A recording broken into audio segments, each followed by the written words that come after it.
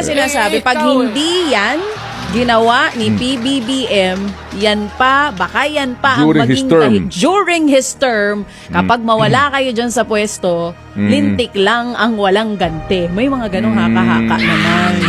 At may sinasabi din nga siguro yung iba. Baka tutuhanin ni VP Sara yung sinasabi niya. Oo. Baka ipahukay talaga. Hindi. Kung hindi kayo tumigil, huhukayin ko yung tatay ninyo. Itatapon ko siya sa West Philippine Sea.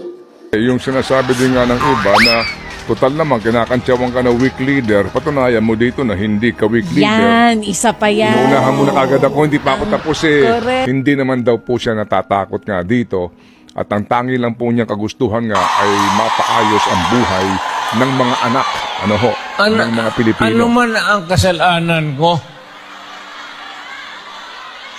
na ginawa ko man ang lahat sa panahon ko para may konting katahimikan at mapayapa ang buhay ng Pilipino. Yun po sinasabi niya doon sa Hong Kong kahapon. Please, ma'am. Nako, sabi niya rin na wala raw siyang ginawang masama.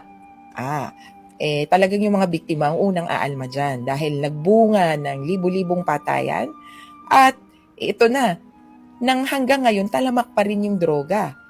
Noong sumalang pa dito sa Quadcom itong issue na ito, lumalabas pa na mukha o posibleng protector siya ng isang drug lord. Kaya talagang kami nadidismaya na sa totoo kahit na anong sabihin niya, disilusyonado na kami dito kay Duterte at hindi na kami naniniwala sa mga pinagsasabi niya dahil kung gaano pa sabihin na natin na kaputi ang kanyang budhi, yung actions niya at yung bunga ng mga sinasabi niya, mahilig ding magmura, yung actions speak louder than words. At para sa amin, yung patayan already calls for trial at buti nga, hindi namin pinapanawagan na matokhang din siya eh. Yung mismong pinagkait niya sa mga biktima, yun ang hinihiling namin na magkaroon siya ng due process. Ako'y raw yung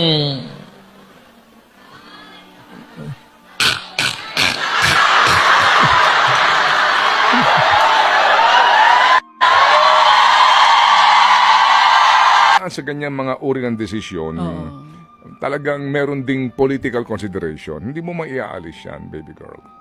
Always. Whether panahon din ng halalan o hindi. Kasi po, yan ay, kung ito ho ay pag-aanalisa lang sa mga posibleng mangyari. Pero kung ikaw ay nasa posisyon, kayo ang panguluhan ngayon, hindi mo na kinakailangan pa maging isang Harvard graduate para isipin na ito ay napakaselan na desisyon kung sakasakali nga na merong ng ganyan arrest warrant at tutulong ka para arestuhin yung pinaa-aresto. ang balita ko, may warrant daw ako pag... Hindi, totoo. Yung sa ICC or something, matagal na akong hinahabol ng mga...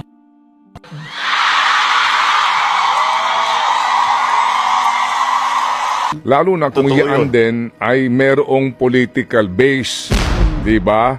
Kasi baka mabalik sa na sitwasyon kapag na-mishandle ninyo. Oo, yun po naman ang binabanggit din dyan. Kumbaga yung siya din, mapunta doon lalo. Ano? Yes, oo. At itong maging dahilan para manalo lahat ng kanilang kandidato. Well, kahit na hindi panahon ng halalan. Kahit na hindi panahon ng halalan. Panahon ng halalan, baka nga makalaman kung sakasakali po. No? Nagsasabi naman, kasi sinasabi mo kanina, kailangan yung political decision na May timing kasi to, girl. Yung timing. Pero may mga nagsasabi, nababasa ko rin, na nag-encourage naman sa Pangulo na kung hindi niya yan ngayon gagawin, kung sakali mang may arrest warrant na, baka yun din ang maging dahilan kung bakit, alam mo na, sabihin mo, hindi ko alam eh. Ang Sabihin mga ayaw, hindi ko alam sige, eh. diretsoin na natin. Baka ito ang maging dahilan kung bakit ang mga ayaw nilang makabalik sa pwesto ay makabalik talaga. Diretsuhin mo At na. kapag binalikan sila ng mga... Diretsuhin mo na. Sige, diretsuhin ko na. Sinasabi ng ilan na pag hindi ito inaksyonan ng Pangulo, kung hindi ipauhuli kung sakali, kung may arrest warrant man, ito pang maging dahilan na ikababagsak nila kung makabalik ang mga Duterte. May mga Bakit ganyan. nawala ba mga Duterte? Nandiyan pa rin naman sila. Hindi lang masyado in power Sino ba ngayon. Vice Presidente ng Pilipinas? Vice President Sara Duterte pa rin. Okay. Opo. So, Na, nandiyan diba, pa rin sila? Nandiyan pa rin naman sila. Okay. Pero di ba hindi mo nga masyado maramdaman ang power nila ngayon? Unlike nung ang Pangulo ay ang kanilang tatay. Of course.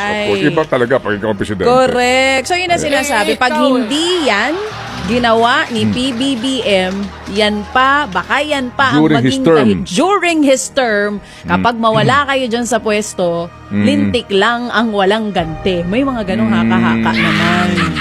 At may Oo. sinasabi din nga siguro yung iba... Baka tutuhanin ni VP Sara yung sinasabi niya. Oo. Baka ipahukay talaga. Hindi, yung sinasabi din nga ng iba na total naman, kinakantsawan ka na weak leader, patunayan mo dito na hindi ka weak leader. Yan, isa pa yan. Inuunahan mo na kagad ako, hindi pa ako tapos eh. Correct. Sinasabi nyo na weak leader, eto, di ba? Dahil sa, kasi hindi ka na member ng ICC, pero member ka ng Interpol. May paraan pa rin eh. Sa totoo lang, kung gusto, may paraan. Kung ayaw, maraming dahilan. Correct. Di ba? Oo. Parang impeachment lang.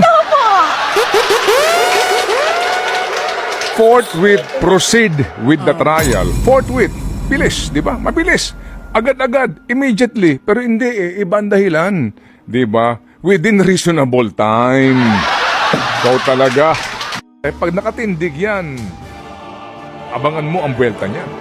Abangan mo ang revenge niyan. So dito po sa impeachment ni VP Sara, kung hindi nila mapagtatagumpayan ito, magkaroon pa siya ng chance to win the 2028 elections by 2026. Magsisimula na maging lame duck ang nakaupong presidente. Ang turing sa kanya, nawawala na yung saysay ng kanyang puder. Ang halalan paparating na sa 2028 panguluhan. So itong mga kongresista o mga senador, itong mga politikong ito, para mga langgam yan. Na magkakanya-kanya na po ng amoy kung nasaan ang bango ng asukal. Diba? So dito po sa impeachment ni VP Sara, kung hindi nila mapagtatagumpayan ito, malamang makasurvive dito si VP Sara kung ang adhikain nila lumpuhin siya at mawalan na po siya ng saysay para sa 2028 elections, baka hindi po ganoon ang mangyari dyan. Di ho ba?